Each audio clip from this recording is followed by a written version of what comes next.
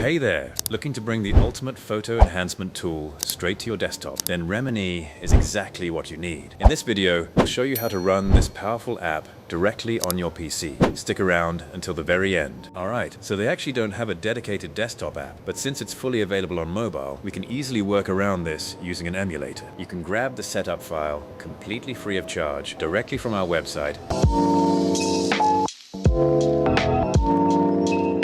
Remini has loaded up perfectly, and right now we're looking at the main dashboard inside the emulator. There's a massive selection of AI presets here, along with a ton of other smart features. Honestly, it's mind-blowing. I've never come across anything quite like this in standard desktop software.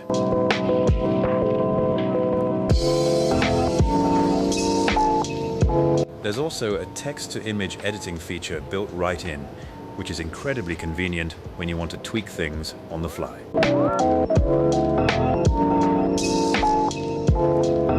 Thanks for checking out this quick tutorial. Make sure to head over to our website to grab your emulator installer and unlock a whole library of other awesome software.